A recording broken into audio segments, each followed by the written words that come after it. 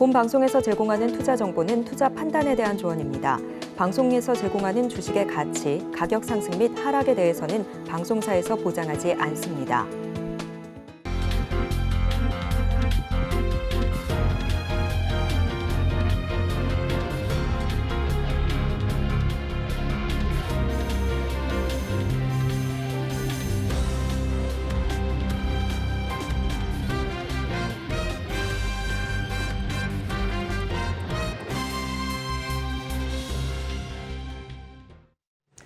시청자 여러분 안녕하세요. 오늘을 돌아보고 내일을 준비하는 오늘장 내일장 1부 진행의 백설입니다.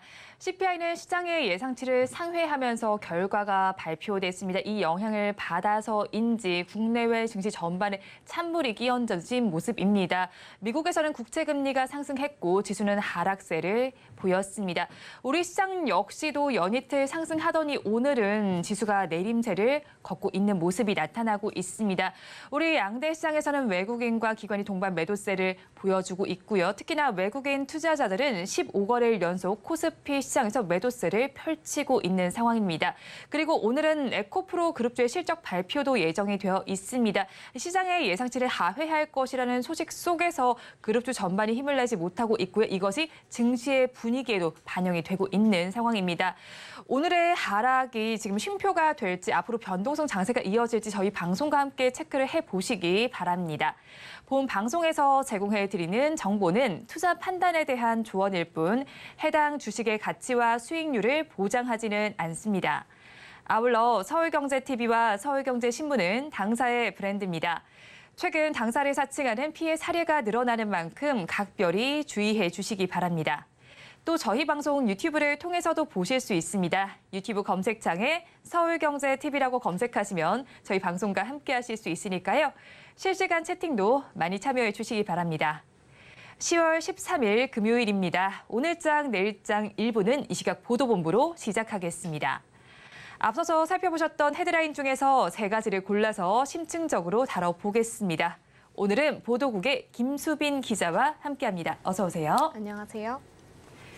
네, 먼저 첫 소식부터 살펴보겠습니다. LG화학과 GS칼텍스가 세계 최초로 친환경 소재 원료 상용화에 나섭니다. 어떤 물질입니까? 네, LG화학과 GS칼텍스가 친환경 바이오 원료 사업을 가속화합니다.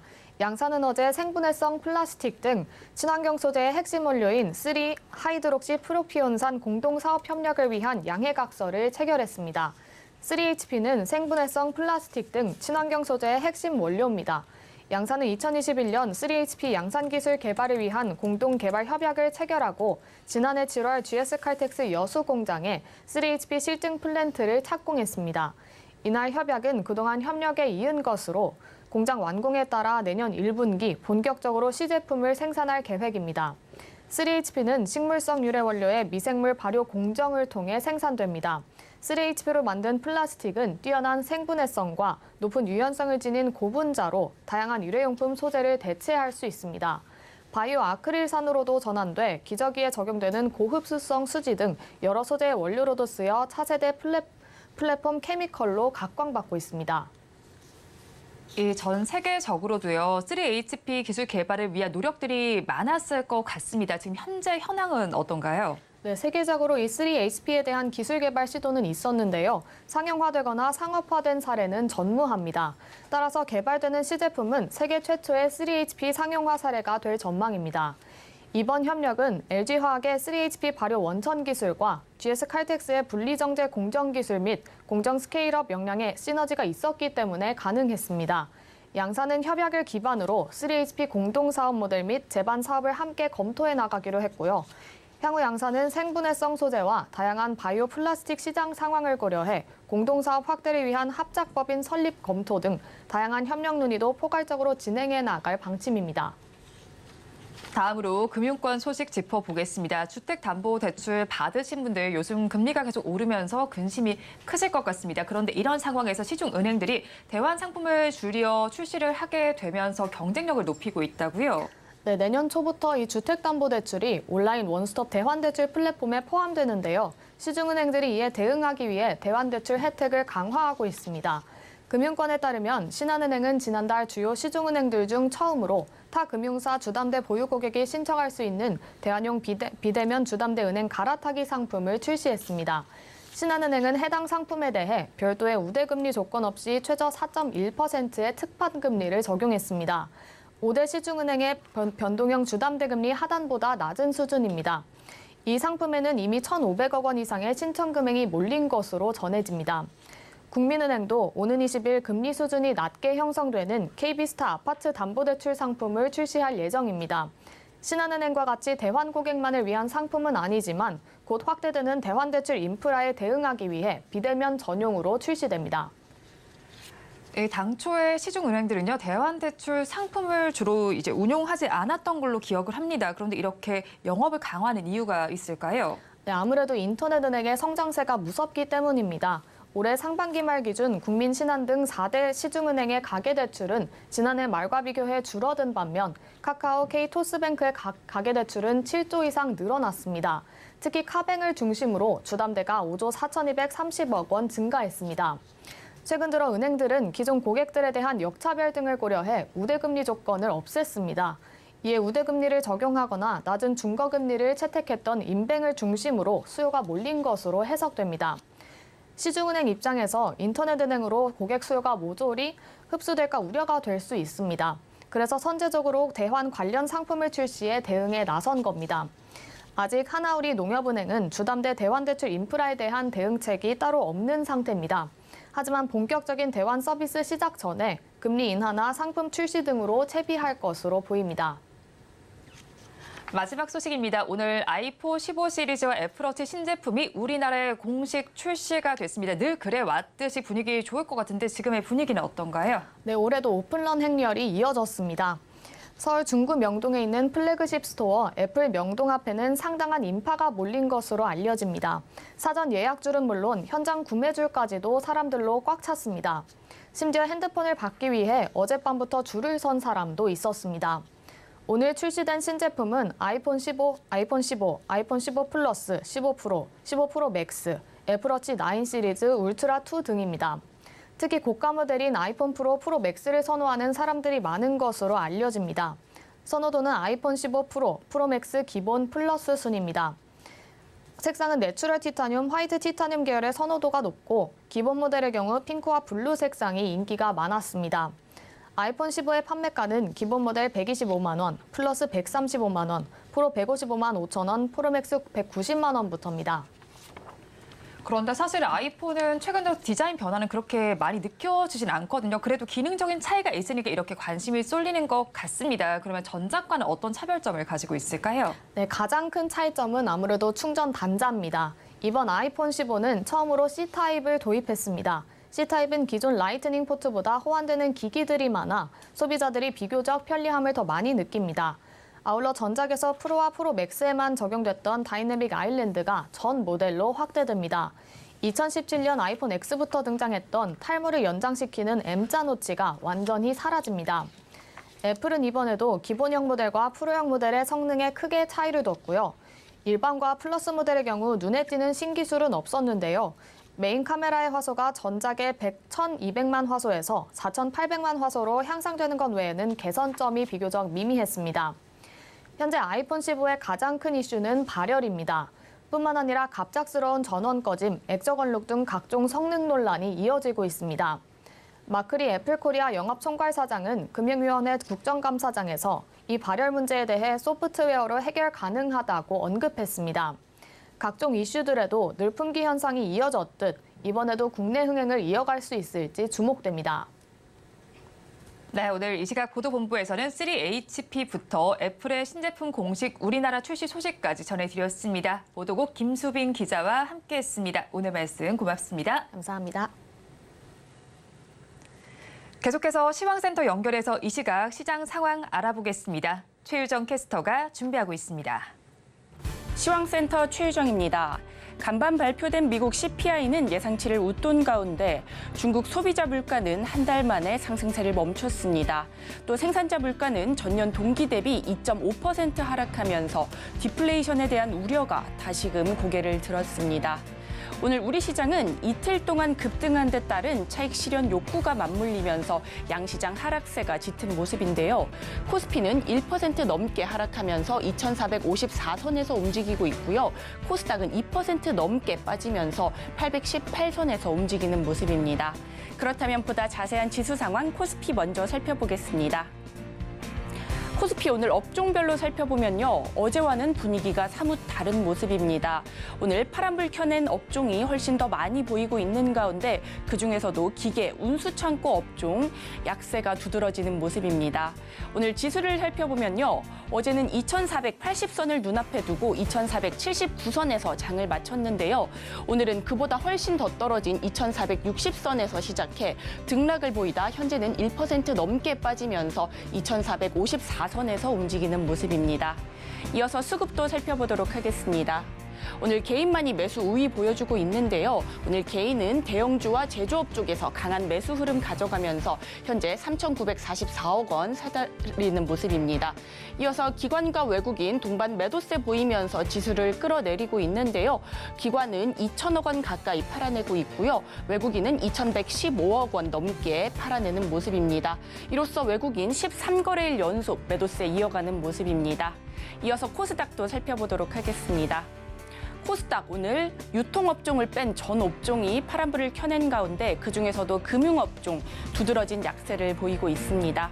코스닥은 오늘 831선에서 시작해 장중한 때 834선까지 올라가기도 했는데요. 하지만 현재는 하락세 계속해서 보이면서 2% 넘게 내린 818선에서 움직이는 모습입니다. 이어서 코스닥 수급도 살펴보도록 하겠습니다. 코스피와 마찬가지로 기관과 외국인 동반 매도세 보이고 있는데요. 기관은 960억 원 팔아내면서 6거래일 만에 매도세로 돌아선 모습이고요. 외국인은 2,895억 원 매도세 보이고 있습니다. 개인은 역시나 제조업 쪽에서 강한 매수 흐름 보이면서 오늘 3,893억 원 사들이는 모습입니다. 이어서 섹터별 흐름도 살펴보도록 하겠습니다. 먼저 상승하는 섹터 사료 관련주 살펴보도록 하겠습니다.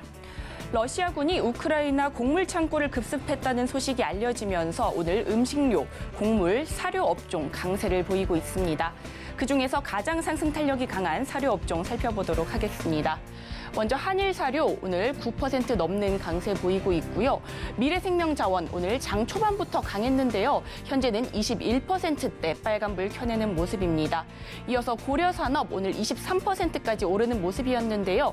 현재는 상승폭 일부 줄여가면서 12%대 강세 보이고 있습니다. 이어서 하락하는 섹터 미용기기 관련주 살펴보겠습니다. 미용기기 분야 세계 1위 기업인 인모드가 하루 만에 19% 급락했습니다. 인모드가 실적 예상치를 낮추면서 투자자들이 썰물처럼 빠져나간 건데요. 올해 승승장구하던 피부 미용기기 관련주 실적 불안감이 확대되면서 오늘 국내 관련주에도 하락세가 짙은 모습입니다. 관련주 살펴보면요. 오늘 제이시스 메디칼 7% 넘는 하락세 보이고 있고요. 원택 오늘 1,540원에서 시작해 계속해서 낙폭을 키워가고 있습니다. 14%대 하락세 보이고 있습니다.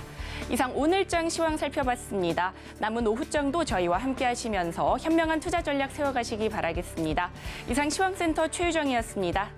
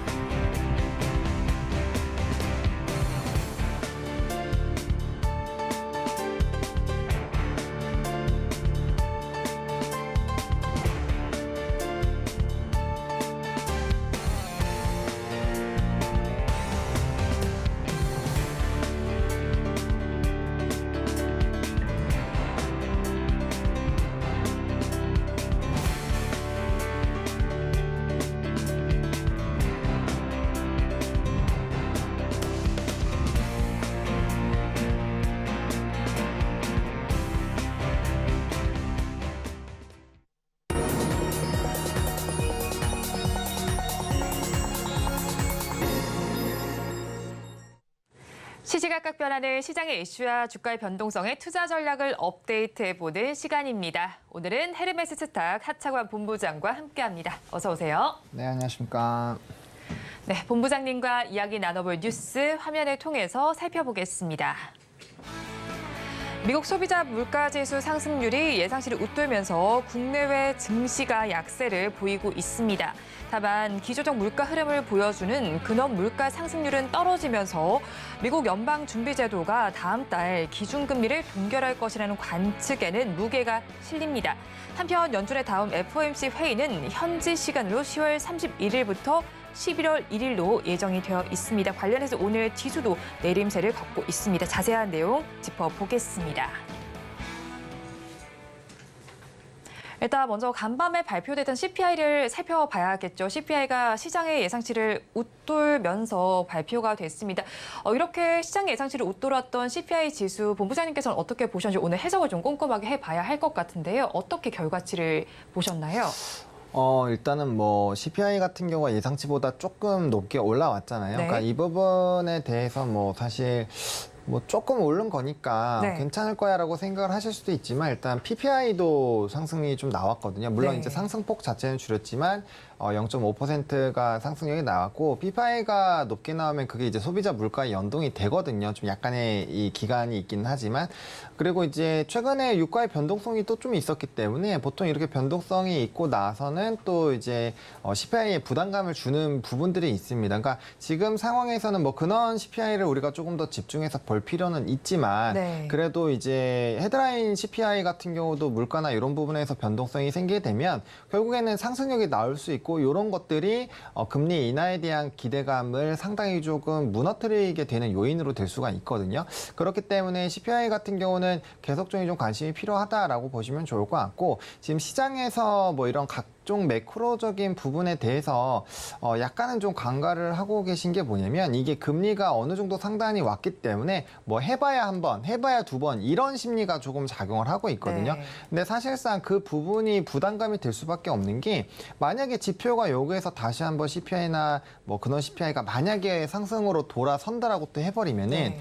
이건 뭐 추가적인 금리 인상을 진행을 할 수도 있다라는 거죠. 왜냐면 FOMC에서도 요번에 회의록을 다들 확인을 해보셨겠지만 상승이 12명, 이제 뭐 잔류가 7명이잖아요. 그러니까 네. 그런 부분으로 본다라고 한다면 여전히 이런 긴축에 대한 부담감은 있는 거고 이 지금 최근에 약간의 긴축에 대한 시그널이 좀 줄었다라는 부분은 이제 지정학적 리스크가 추가적으로 발생을 하다 보니 이거에 따른 또 공급망 이슈 생길 거고요. 경기 침체로 들어가면 안 되기 때문에 그러면은 동결을 하지 않겠느냐 이런 심리들도 좀 같이 있는 상황이거든요. 그래서 지금 상황에서는 여러 가지 지정학적 리스크 지금 러시아 우크라이나 쪽도 지금 고물 창고 뭐 네. 포격한 이슈가 있었고 뭐 아시다시피 이스라엘과 또 하마스에 대한 또 이런 전쟁들이 있는 상황이기 때문에 이런 것들을 앞두고 있는 상황에서 CPI가 예상치보다 소폭 상회를 했다라는 거는 일단 조금은 더 생각을 해볼 필요가 있고 너무 긴축에 대한 이런 뭐 패드워치나 이런 게 단기간에 굉장히 많이 낮아졌거든요. 네. 그런 부분에 대해서 오히려 조금은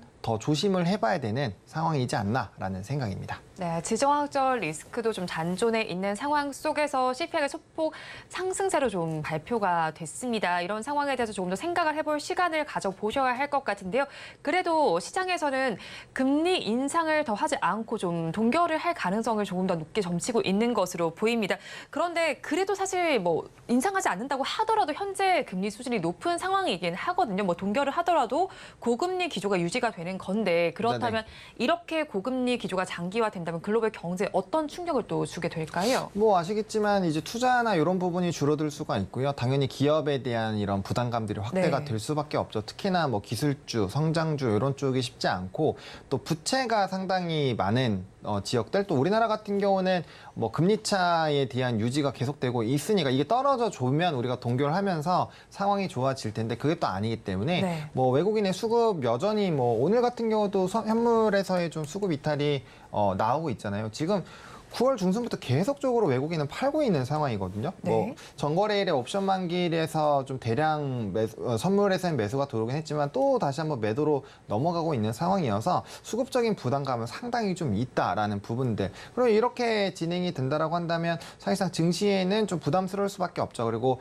고금리 부분이 유지가 되는 거에서 또 네. 결과적으로는 지금 보시면은 12월 달에도 25bp 인상이 31%이잖아요. 그러면은 네. 만약에 저 확률이 높아지게 된다면 시장에서 기대했었던 또 인하 시기가 당연히 또 뒤로 밀리겠죠. 네. 그런 것들까지 다 감안을 해본다라고 한다면 부담스러울 수밖에 없다라고 보시는 게 맞지 않을까 싶습니다. 그렇죠. 뭐 지금도 12월에 25베이시스 포인트 인상이 31%인데 사실 이것보다 수치가 높아질 가능성도 뭐 있는 거고요. 뭐 낮아질 그렇죠. 가능성도 있겠지만 앞으로 발표되는 경제 지표를 한번 계속해서 살펴보셔야 될 시점인 것 같습니다.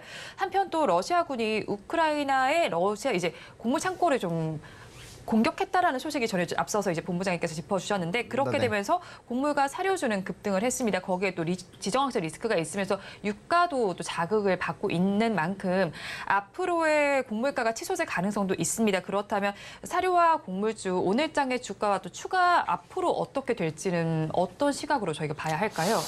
그러니까 이제 처음에 러시아 우크라이나 전쟁이 났을 때는 네. 좀 시세 분출의 연속성이 좀 있게 나타났거든요. 왜냐하면 그때는 당장 우크라이나가 가지고 있었던 이 생산량, 전 세계에서 좀 가지고 있는 이런 생산량과 또 흑해나 이런 쪽으로 나가는 곡물의 양이 굉장히 많았기 때문에 그 부분이 예상치 못하게 타격을 확 받으니까 연속성 있게 좀 올라갔는데 지금 같은 경우는 전쟁이 계속적으로 진행이 되고 있고 사실상 곡물 창고를 공격을 하거나 아니면 또 항만을 막거나 여러 가지 이슈들이 또 발생을 할 수 있는 상황이었고 러시아가 계속적인 곡물 협정을 또 연기하는 이슈들도 좀 있었잖아요. 그렇기 때문에 저는 조금 단기적으로 보시는 게 맞지 않을까라고 보고 있는 상황이고요.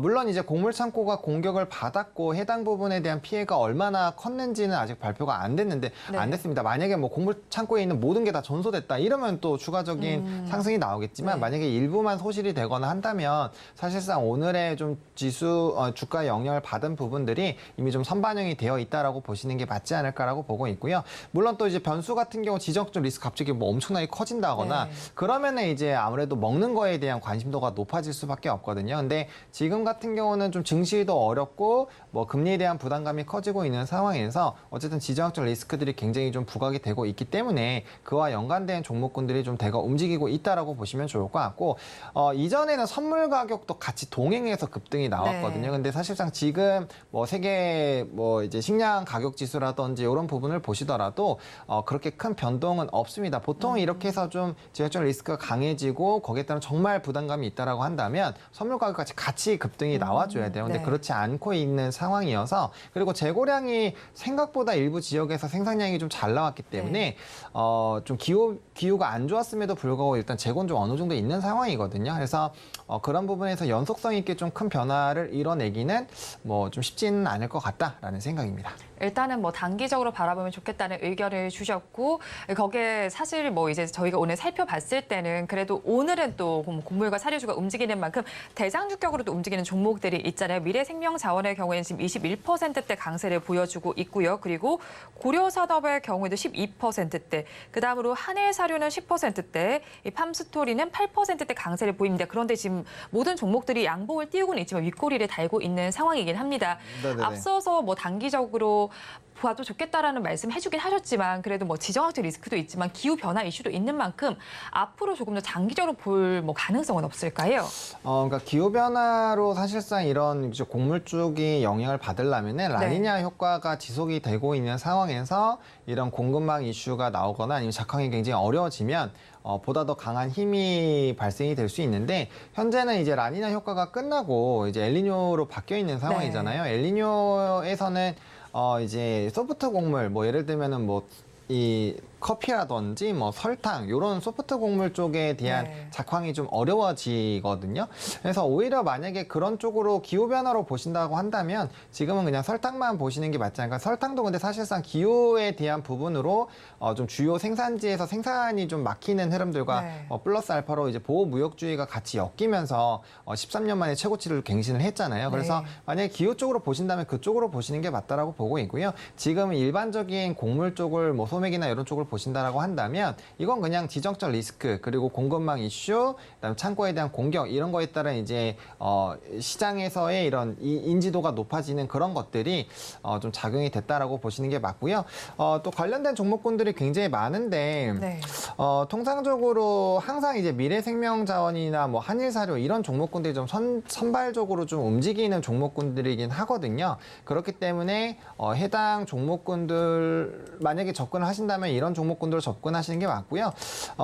지금 이런 애매한 시간에는 접근하시지 말고 오히려 종가 매수를 하시거나 아니면 시초에 매수하셔가지고 좀 짧게 끊어서 대응을 하시는 그런 부분으로 하셔야 됩니다. 특히나 이런 시장에서는 좀 빠르게 수급이 옮겨 다니고 있거든요. 왜냐하면 한 1, 2주 정도만 하루에 움직였었던 섹터들을 좀 정리를 해보시면은 정말 매일매일 바뀌어요. 연속성 있게 가는 네. 그런 산업이 거의 없거든요. 그렇기 때문에 빠르게 좀 변화하는 그런 시장에서의 그리고 또 시장이 안 좋은데 급등한 종목군들에서 계속적인 이슈가 플러스 알파가 되지 않으면 빠르게 차익을 하고 싶겠죠. 왜냐하면 주가가 올라와 있는 상황이고 네. 너도 나도 수익권에서 팔기 시작을 할 수가 있기 때문에 그런 매물까지 부담을 생각하신다면은 정말 단기적으로만 보시는 게 맞지 않을까라는 생각입니다. 네, 정말 단기적으로 보면 좋겠고 뭐 조금 더 엘니뇨와 관련해서 소프트 곡물에 집중을 해보면 좋겠다는 의견을 주셨습니다. 그런데 뭐 소프트 곡물 중에서 뭐 설탕에 대해서 좀 얘기를 안 할 수가 없을 것 같습니다. 설탕 가격 역시도 급등을 하고 있고요. 최근 통계청에 따르면 최근에 설탕 가격은 지난 9월 이후 최고치를 기록하고 있다고 하고요. 또 지난달 설탕 물가 상승률을 살펴봤을 때도 전체 물가 상승률의 4.6배에 달하기도 했습니다. 그렇다면 설탕 가격이 이렇게 급등을 하고 있는 상황이잖아요, 본부장님. 네네. 이것과 관련해서 관련주도 오늘 주가 흐름은 어떻게 나타나고 있나요? 일단은 주가의 흐름에 큰 변화는 없습니다. 왜냐하면 이제 국내에서 이제 세 가지 종목이 있거든요. CJ제일제당이랑 삼양사 그리고 대한제당인데 네. 시장에서는 항상 대한제당이 가장 탄력적으로 움직이긴 합니다. 그래서 오늘만 대한제당이 장중에 7%대 상승이 나왔고 지금 이제 삼양사랑 제일제당 같은 경우는 보합이거든요. 그리고 네. 특히나 뭐 CJ제일제당 같은 경우 최근에 한 3, 4거래일 동안은 계속적인 우하향 흐름이 나타났고 삼양사 같은 경우도 뭐 거의 좀 주가가 눌리고 있는 상황입니다. 네. 그래서 만약에 설탕 쪽으로 좀 집중해서 보신다고 한다면 대한제당으로 보시는 게 맞다라고 보고 있고요. 해당 종목 같은 경우도 조금 윗꼬리가 많이 달리는 상황이거든요. 네. 왜냐하면 최근에 주가가 한번 상승이 나왔다가 또 눌렸기 때문에 이렇게 조금 단기적으로 상승력이 나왔다가 빠르게 눌렸다 다시 올라가는 종목군들은 어쩔 수 없이 이제 발목에 잡혀 있으신 분들이 차익이 나올 수밖에 없거든요. 네. 그렇기 때문에 조금 주가의 변동성이 좀 강하게 나올 수는 있다라고 보시면 좋을 것 같고 일단 국내에선 세 가지 기업들을 보셔야 된다라고 말씀을 드렸는데 이 설탕 가격에 대한 부분에서 좀 핵심적인 부분이 추가적인 보호무역지회가 확대가 되느냐가 네. 좀 핵심이지 않을까 싶거든요. 왜냐하면 이미 생산에 대한 문제점은 주가에 좀 어느 정도 반영이 되어 있다라고 보시면 좋을 것 같고 지금 뭐 선물 가격이나 이런 부분들이 변동이 되더라도 세계 이제 그 식량 가격 지수 자체가 큰 변동은 없고 하향 안정화가 되어 있는 상황이어서 정말 그 정도를 뛰어넘을 만한 뭔가 이슈가 있지 않는다고 한다면 이전에 고가 라인을 뚫기는 좀 상당히 어렵다. 그래서 설탕에 대한 이슈가 좀 시장에서 부각이 되고 수급이 쏠릴 때만 좀 이것도 단기적으로 보시는 게 맞지 않을까라는 생각입니다. 네, 설탕에 관련된 이슈가 부각이 되면서 거기에 수급까지 쏠릴 때를 한번 살펴보시면 좋겠다는 의견을 주셨습니다. 사실 그런데 오르는 건 뭐 설탕뿐만 아니라 소금도 마찬가지입니다. 1년 1개월 만에 최고치를 기록했다는 소식이 전해지는데 이런 소식들이 앞으로 음식료 관련주 주가 상승에 좀 호재 요인으로 작용할 수가 있을까요? 사실 이제 원재료 가격의 상승이 되는 거는 이제 지금은 안 좋죠. 네. 왜냐하면 이 원자료 가격이 높아질 때 이게 가격으로 소비자한테 가격을 전가를 해야 이런 음식료 업체들은 수혜를 보는 네. 그런 라인인데 아시겠지만 라면 값이 이제 곡물 가격의 변동성이 생겨서 가격을 인상을 했는데 그게 이제 서민 물가에 부담이 된다라고 해서 국가에서 이제 얘기를 해서 가격을 인하를 해버렸잖아요. 그렇기 네. 때문에 현재 시점에서 이런 곡물 가격이나 원자재 가격이 올라간다고 해서 이걸 소비자한테 가격 전가하기가 국내에선 쉽지가 않습니다. 그렇기 때문에 지금 시점에서는 원자재 가격 상승은 음식료에게는 악재다. 라고 네. 보시는 게 맞다라고 보고 있고요. 그리고 사실상 이제 박리담의 상품들 같은 경우는 전가를 할 수 있는 퍼센테이지도 좀 제한되어 있기 때문에 사실상 원자재 가격의 급등을 하게 되면은 만약에 이런 앞서 말씀드렸던 이런 정부에서 제한을 하지 않더라도 좀 부담이 될 수밖에 없다라는 부분이고 그렇기 때문에 음식료 쪽에서는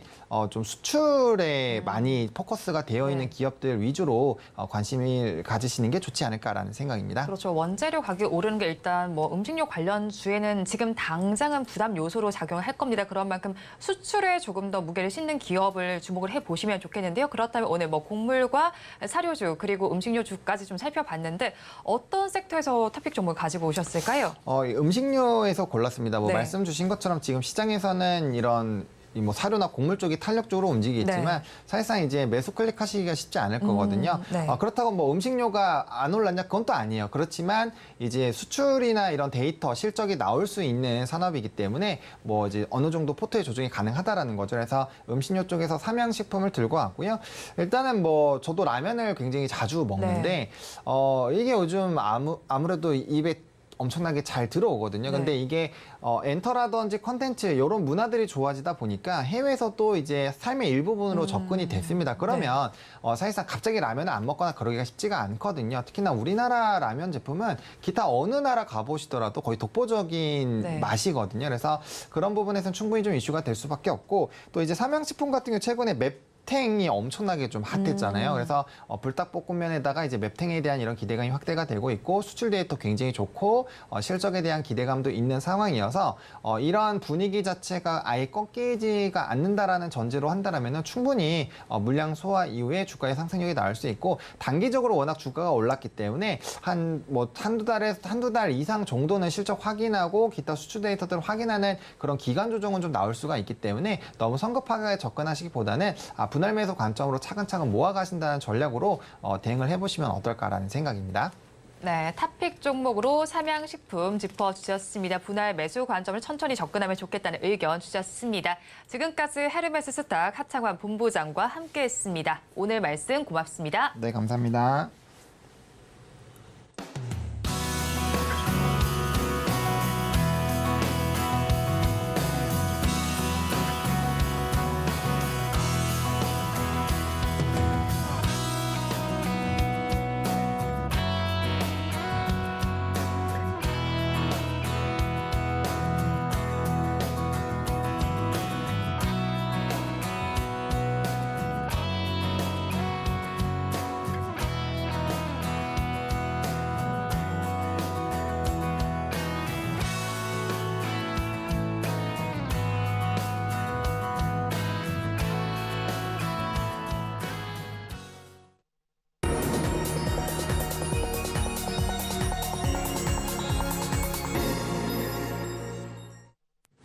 마켓 리더의 시선으로 글로벌 경제와 산업 트렌드를 체크하고 이걸 수익으로 연결해보는 시간, 고수의 선택 시간입니다. 오늘은 정치와 경제를 아우르는 한치호 평론가와 함께합니다. 어서 오세요. 네, 안녕하십니까. 네, 평론가님과 이야기 나눠볼 주제 화면을 통해서 살펴보겠습니다.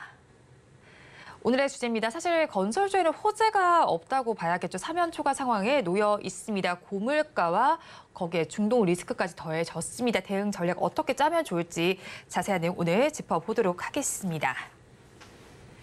미국에서는 CPI가 예상치를 웃돌았고요. 거기에 중동 리스크 확대 가능성까지 있습니다. 그리고 사실 사우디의 경우에는 이 사태와 거리를 둘 것이라고 예상을 했었는데 굉장히 이른 시간에 전쟁이 나고 나서 얼마 안 돼서 팔레스타인 지지를 좀 선언을 했습니다. 이건 어떤 영향이 있을 것이라고 보는지 좀 궁금하고요. 또 이스라엘군의 경우에도 앞으로 며칠 안에 가자시티에서 작전이 예정될 것이다라는 이야기를 전해왔습니다. 중동 리스크에 따라서 건설주들 어떤 타격을 좀 받게 될까요? 일단 정치적인 문제를 좀 먼저 말씀을 좀 드려야 될 것 같아요. 우리나라가 사실 정치 경제적으로 돈을 많이 벌어왔던 그 지역이 중동이잖아요. 우리나라 그 70년대 사우디, 뭐 이라크, 카타르, 뭐 리비아 이런 중동 지역에서 돈을 많이 벌어왔는데 지금 중동 지역 국가 간의 이해관계가 너무나 지금 복잡해져 있습니다. 사우디와 이란도 사실은 앙숙이었던 나라들이잖아요. 시아파, 수니파에서 수니파는 사우디, 시아파는 이란. 그래서 아주 앙숙이었던 나라들 상태고 지금 그런데 그 하마스를 이란이 지원해준다고 뒷말이 나왔음에도 불구하고 사우디는 우리는 팔레스타인을 지지해 뭐라는 표현을 좀 했고요. 그 거기다 또 이제 그 이스라엘을 접경으로 두고 있는 나라들이 이집트, 시리아, 요르단, 레바논 같은 나라들이거든요. 근데 지금 이집트나 사실 요르단, 시리아는 별 움직임이 없지만 레바논 남부에 있는 헤즈볼라가 또 공격을 해서 또 그 이스라엘에 공격을 하고 있고 결국은 이 복잡한 상황 속에서 사우디 입장에서는 지역의 국가 지도자로서 맏형으로서의 역할을 하고 싶어서 아마 팔레스타인을 지지한다. 그런 이야기를 좀 했을 것 같고요.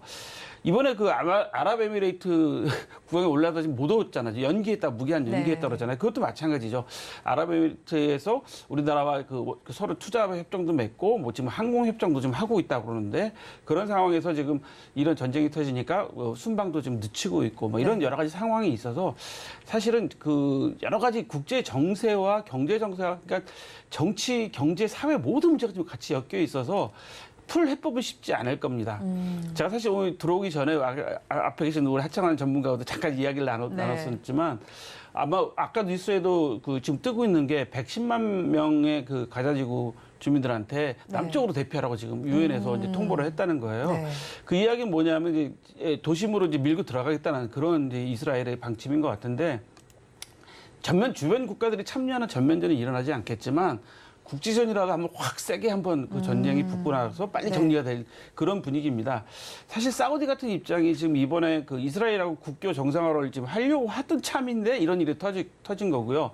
사우디가 그동안에 그 미국에 대해서 상당히 좀 부정적으로 좀 소위 말해서 좀 그 저항한다고 그러나? 좀 그런 표현을 좀 쓰기 좀 이상한데 사이가 좀 안 좋은 상태에서 러시아와 또 감산을 했잖아요. 석유 감산하면서 유가가 또 오르면서 그게 세계 경제에 또 타격을 줬습니다. 그러니까 이런 오페크와 러시아와 사우디 또 미국의 관계 이런 게 엄청나게 복잡하게 돼 있는데다가 잘 아실는지 모르겠지만 그 러시아에 유대인이 많이 있습니다. 그래서 오히려 지금 팔레스타인 그 수반이 러시아 방문도 지금 계획을 하고 있다는 거예요.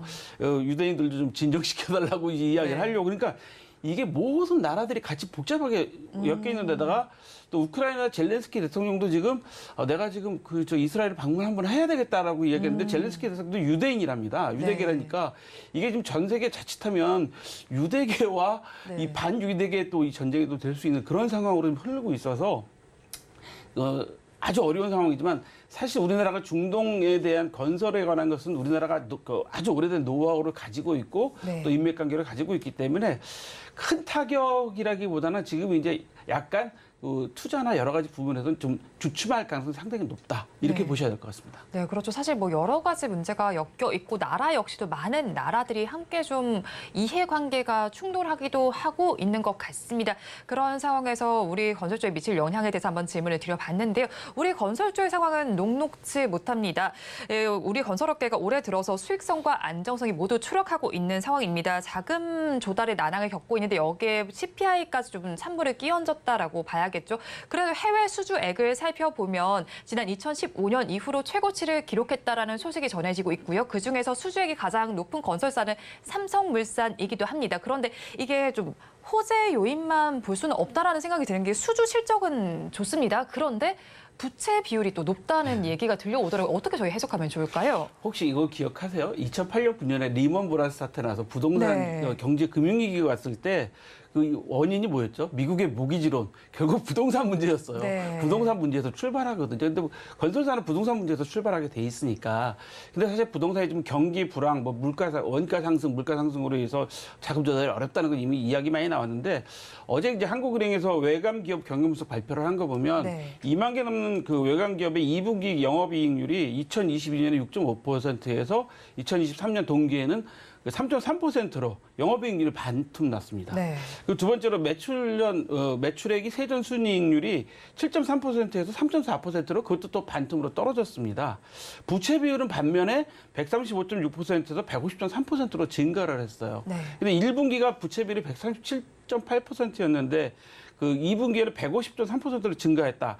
그러니까 부채 비율은 오히려 올라가고 지금 그 급증했다. 뭐 네. 이렇게 보시면 될 것 같고요. 차입금 의존도도 27%로 31%로 낮아졌고, 다만 이제 매출액 증가율이 해외 수주 실적에 이제 힘입어서 17.5%에서 12.3%로 조금 낮아졌는데, 네. 다른 외관 기업들은 전부 매출액 증가율이 확 떨어졌단 말이죠. 네. 오히려 늘었다는 건데, 결국 대형 건설사들의 그 공공 수주, 그 다음에 해외 수주 성과로 인해서 네. 다른 산업과 다르게 좀 달라졌어요. 근데 잘 아시겠지만 이자 보상 배율이라고 그러죠. 그 네. 영업이익으로 내 부채 이자를 갚을 수 있냐가 보통 1 기준으로 하는데 네. 1 미만인 회사들이 뭐 한신공용, 신세계건설, HJ중공업, 이것은 이제 한화증권에서 리포트로 나온 내용들인데, 네. 거기 이제 GS건설이나 HD 현산도 2분기에 이자 배상 보율이 1 이하로 떨어졌습니다. 네. 뭐 잘 아시겠지만 이 두 회사는 지금 부실 공사 문제 때문에 상당히 네. 정부의 제재도 받고 있고 이런 상태이기 때문에 그런 것 같고요. 기타 뭐 다른 회사들도 보면 SK에코플랜트나 KCC건설, 신세계건설, 두산건설, 한양, HJ중공업 등이 작년 말에 다 그 이자 보상률이 1 미만이었단 네. 말입니다. 결국 이 얘기는 무슨 얘기냐면, 아주 대형 건설사들을 제한 중견 건설사들의 현금 흐름을 우리가 좀 유심히 좀 살펴볼 필요성이 있다. 우리가 그 투자하시는 분들이나 여러 가지 그 투자 목표를 삼으실 때 볼 때 보면 뭐 매출액도 중요하고 순이익도 중요하고 순이익 증가율도 중요하지만 현금 흐름이 어떻게 되고 있느냐가 상당히 중요하거든요. 네. 사실 현금 흐름이 사람으로 말하면 이 피와 같습니다. 사람이 아무리 그 아프도 피가 잘 순환이 되고 호흡을 하고 있으면 네. 그 건강을 유지할 수 있듯이 기업도 마찬가지인데, 아무리 이익이 많이 나더라도 당장 현금 흐름이 안 좋아지면 네. 이게 어려울 수밖에 없기 때문에 이 중견건설사들 지금 말씀드린 이자 보상 비율 1 이하 이런 회사들은 좀 현금 흐름을 좀 예의 주시해서 우리가 투자에 좀 지표로 좀 삼아야 될 필요성이 있다라고 말씀드리고 싶어요. 네, 현금 흐름에 대해서 살펴봐야겠습니다. 그런데 뭐 실적 시즌도 앞둔 만큼 저희가 대형 건설사들의 영업이익도 한번 좀 알아봐야 될 것 같은데, 전망치가 이렇게 나오고 있습니다. 지금 평론가님께서는 이 상황에 대해서 어떻게 좀 평가하고 계실까요? 저는 이제 현대건설이나 뭐 이 대우건설 같은 경우는 해외 네. 수주가 좀 많은 회사들이잖아요.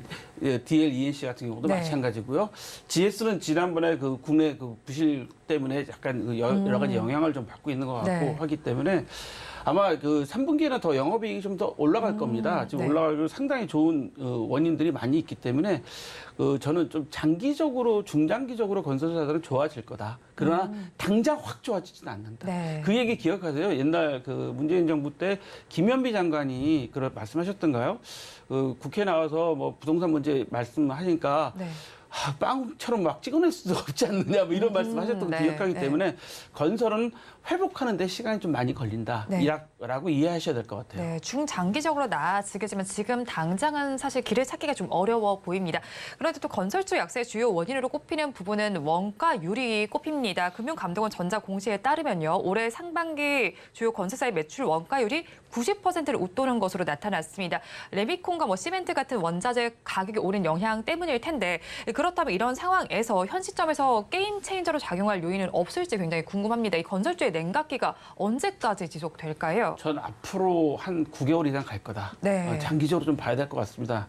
왜냐하면 지금 전에 말씀드린 것처럼 건설은 하루아침에 경기가 좋아지거나 네. 이러질 않아요. 왜냐하면 아파트를 빵으로 찍어낼 수 없듯이 네. 우리가 다리를 건설하더라도 아니 건물을 짓더라도 3년, 뭐 5년 이렇게 걸리는 거기 특징이 있기 때문에 오래 걸리는데요. 다만 지금 이스라엘과 이 팔레스타인, 하마스하고 이 급격한 국지 전투가 붙었지만 그것도 결국 복구를 해야 되는 문제가 네. 있을 거고요. 우크라이나도 지금 전쟁 양상이 거의 지금 지연전으로 소강 상태로 가고 있지만 벌써 1년 반이 넘었잖아요. 네. 그래서 보면 아마 내년 2년을 끌지는 않지 않을까라는 조심스러운 전망을 해보면, 그래서 우리 우크라이나 전후 복구 사업에도 우리나라가 적극 네. 현재 참여하고 있기 때문에, 그러면 이런 각종 전쟁 복구, 그다음에 정부의 SOC 사업, 또 발주, 아무리 정부가 재정적으로 지금 현재 허리띠를 졸라맨다고 하더라도 SOC, 그다음에 이제 부동산 경기가 복합적으로 적용될 텐데요. 특히 부동산 경기는 현재 공급이 없기 때문에 네. 아마 계속 3, 4분기나 뭐 4, 4분기에 공급 대책이 나올 것이다 했는데, 공급 대책은 분명히 나올 겁니다. 그렇게 되면 내년 하반기쯤 정도에는 좀 회복이 회사가 이어지지 않을까라는 걸 조심스럽게 전망해 보는데 그래서 제가 이제 9개월쯤 말씀을 드리는 네. 거고 국내 기업들의 투자도 한번 회복에 도움이 되겠죠. 지금 뭐 삼성이 지금 용인 남사에다가 지금 대규모 네. 그 반도체를 짓는다고 하고 SK 하이닉스도 지금 용인에 이제 공사를 이제 하게 되고 여러 가지 그런 그 투자 사업들이 진행이 되면 좀 회복을 할 텐데 바로 되지는 않고 내년 하반기쯤을 노려보시는 게 어떨까라고 싶습니다. 네, 그렇죠. 지금 평론가님께서 말씀해 주신 대로 한 9개월 정도까지는 그다지 좋은 상황이 예상되지 않습니다. 그리고 아무래도 건설하면 부동산과 떼려야 될 수 없는 관계겠습니다. 부동산 시장도 살펴보면 침체기가 한 2년 정도 지속이 되다가 지금은 또 변동성이 나타나고 있습니다. 통계 수치로만 살펴봤을 때는 회복 국면에 접어들었다고 판단이 되지만 거래량이 또 줄어들면서 변동성이 나타나고 있는 상황입니다. 그렇다면 포트에 만약에 그래도 건설주를 저기 담게 된다면 해외 시장에서 성과를 내는 기업에 집중을 해봐도 좋겠다는 생각이 드는데요. 그렇다면 어떤 기업들이 해외 시장에서 성과를 내고 있을까요? 그렇죠. 이제 해외 시장은 현재 네옴시티, 뭐 인도네시아 신수도 건설 사업, 그다음에 에너지 분야 사업들, 그다음에 항만 이런 분야들이 있기 때문에 뭐 현대건설이나 GS건설이나 대우건설이나 DLENC, 뭐 삼성 엔지니어링, 삼성물산 뭐 이런 회사들을 저희가 좀 눈여겨봐야 될 것 같습니다. 그래서 여러분들이 보실 때도 항상 해외 건설협회 홈페이지나 이런 데 들어가셔서 현재 해외 건설 상황이 어떻게 돌아가고 네. 있는지 어느 회사들이 참여하고 있는지 보시면 알 것 같습니다. 그래서 대표적인 회사를 지금 제가 말씀을 드렸고요. 늘 그 우리가 어떤 회사들이 그 거기에 참여하고 있는지 또 투자의 적격인지를 늘 그 정보를 눈여겨 아주 큰 눈 뜨고 보셔야 될 것 같습니다. 네, 그러면 정보를 한번 눈뜨고 보는 상황에서 지금 저가 매수가 유효한 건설주는 있을까요? 저 같은 경우는 일단 뭐 저가 매수라기보다는 네. 다시 회복되는 걸 생각하신다면 제가 9개월 말씀드렸잖아요. 네. 그럼 거의 1년을 내가 버텨야 되는데 1년 정도 장기 투자를 내가 생각하고 있다라는 회사들을 보시면 아까 지금 제가 말씀드린 6개 회사 정도 네. 삼성물산, 뭐 현대건설, GS도 장기적으로 그다음에 대우건설, DLENC, 삼성 엔지니어링처럼 좀 장기적으로 내가 투자를 좀 목표를 하고 있다. 이 회사들이 현재 어떻게 전망하고 해외 투자를 어떻게 하고 있다 좀 보셔야 될 것 같습니다. 네, 건설주들 지금은 조금 안타까운 말씀을 드려야겠습니다. 조금 더 장기적인 호흡으로 바라보시면 좋겠다는 의견을 주셨습니다. 지금까지 한치호 정치경제평론가와 함께했습니다. 오늘 말씀 고맙습니다. 오늘 장, 내일 장 일부에서 전해드린 내용 정리해서 보여드리겠습니다. 화면으로 확인해 보시죠. 오늘 장, 내일 장 일부 오늘의 핵심입니다. 오늘은 아무래도 지정학적 리스크와 거리그의 CPI 발표와 더불어서 지수 자체가 지지부진한 가운데 사료와 곡물주에서만 강세가 좀 관찰이 되고 있습니다. 지정학적 이슈에 따라서 궁금한 관점에서 접근이 필요하다고 전해주셨습니다. 그리고 그중에서 조금 더 시야를 확장해서 음식료 관련주에서 탑픽 종목을 제시해 주셨습니다. 삼양식품을 제시해 주셨는데요. 불닭볶음면으로 글로벌 시장을 접수할 것이라는 전망과 함께 그리고 앞으로의 흐름까지도 체크를 해보시면 좋겠습니다. 그리고 마지막으로는 지정학적 리스크에 따라서 그리고 CPI 발표에 따라서 건설주는 그다지 좋지 못한 상황이 예상이 되고 있습니다. 혹한기가 우려되는 상황인데 지금 당장은 어렵겠지만 장기적인 관점에서 매수는 좋겠다는 의견까지 전해주셨습니다. 본 방송에서 제공해드리는 정보는 투자 판단에 대한 조언입니다. 해당 주식의 가치와 수익률을 보장하지는 않는다는 점 참고해 주시고요. 아울러서 서울경제TV와 서울경제신문은 당사의 브랜드입니다. 최근 당사를 사칭하는 다양한 피해 사례가 늘어나고 있는 만큼 시청자 여러분의 각별한 주의를 부탁드리도록 하겠습니다. 오늘 장, 내일 장 일부에서 준비한 순서는 여기까지입니다. 저희는 잠시 후 2부로 돌아오겠습니다. 2부 끝까지 함께해 주시기 바랍니다.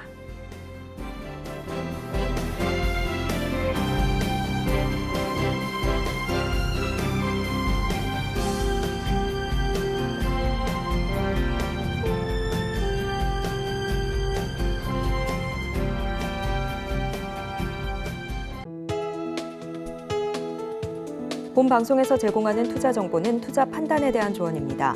방송에서 제공하는 주식의 가치, 가격 상승 및 하락에 대해서는 방송사에서 보장하지 않습니다.